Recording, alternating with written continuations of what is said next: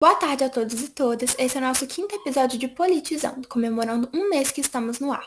Muito obrigada por nos acompanhar. Para essa semana, preparamos um conteúdo especial em que eu vou recapitular tudo que eu aprendi no último mês. E aí, eu estou publicando uns resuminhos no nosso Medium também. Então, se você quiser revisar, não deixe de conferir. Bom, no primeiro episódio, eu ainda não sabia para que servia cada um dos políticos que a gente elege. Nós falamos primeiros das eleições. Eu aprendi que tem dois tipos de eleições diferentes. As que a gente vota no presidente, no governador e nos vices deles, além dos deputados federais, estaduais e senadores. E a outra é uma eleição do município, onde a gente vota para os vereadores e para o prefeito. Aprendi o seguinte, existe um negócio de divisão de poderes, que os políticos meio que se dividem entre o executivo e o legislativo. O executivo são os presidentes, os governadores e os prefeitos, e o legislativo é o resto. A diferença é que o executivo, apesar de poder propor leis para o legislativo, tem uma função mais administrativa, de fazer rolar mesmo a execução dessas leis que existem. Essas leis são feitas principalmente pelo pessoal do legislativo, ou seja, os senadores, deputados e vereadores, dependendo se a lei é federal, municipal ou estadual. E vimos também que a nível federal tem duas câmaras do legislativo, que tem que aprovar os projetos, a Câmara dos Deputados e o Senado, e junto essas duas formam um Congresso. Mas tem que isso de divisão de poderes é para nenhum deles ser o chefão e dominar os outros. E a gente viu que para uma lei acontecer, ela tem que ser proposta pelo legislativo e passar pela aprovação do executivo, ou feita pelo executivo e passar pela aprovação do legislativo. Então, tudo que o presidente, por exemplo, propõe, o Congresso tem que aprovar. E tudo que o Congresso aprova antes de rolar de fato tem que ser aprovado pelo presidente.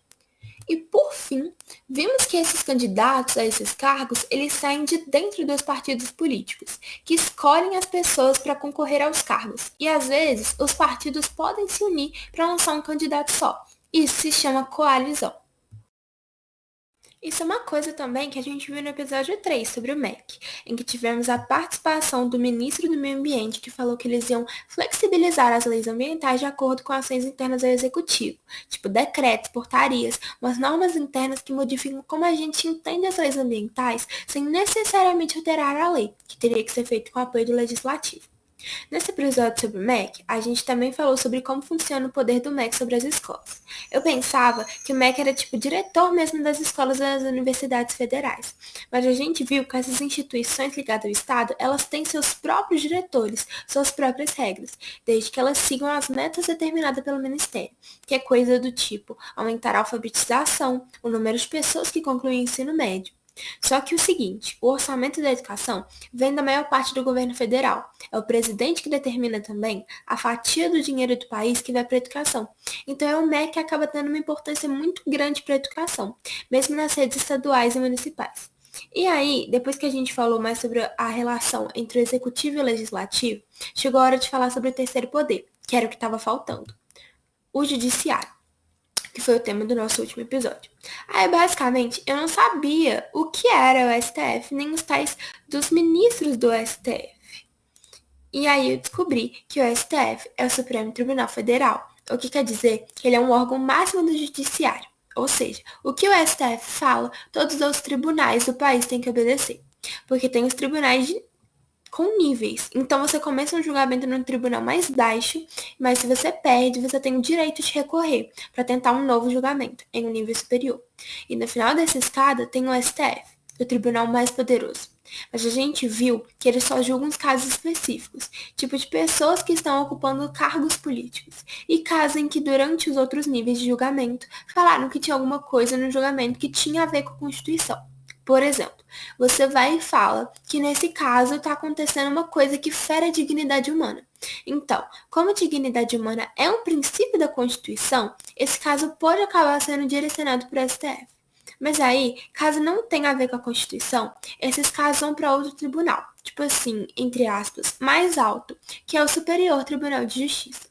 Aí, o que eu achei mais importante disso, do episódio do STF e tal, foi que eu pensava que, os juízes determinavam o que era crime e o que era punição. Mas no fim das contas, isso tudo já está estipulado pelas leis, que quem fez não foi o judiciário, não foram os juízes, foi o legislativo. Tipo, o juiz olha para o caso que ele tem que julgar, vê se aquilo que aconteceu feriu alguma lei que existe e, se tiver ferido, ele dá a punição para a pessoa de acordo com o que já está estabelecido em lei também. Porque os crimes têm na lei qual a punição de cada um deles. Então, se você acompanhou os últimos episódios, eu espero que para você, como para mim também, tenha ficado mais claro um pouco como que funciona essa relação entre os poderes. Para mim, o mais importante, eu acho que foi entender que o legislativo, quer dizer, os senadores, os deputados, os vereadores, por que eles têm um papel tão importante? Porque eu realmente achava, na verdade, que quem fazia as coisas era o executivo. Que, aliás, eu nem sabia direito que chamava executivo, que são os governadores, prefeitos e o presidente. Uma outra coisa que eu queria chamar a atenção também, porque, nossa, é muito importante, é isso do equilíbrio de poderes, que os poderes foram pensados de serem divididos para não ter um que manda no outro. Mas tem também que muitas vezes isso pode acabar acontecendo, porque existem umas brechas que permitem. Então é isso e nos vemos no próximo episódio.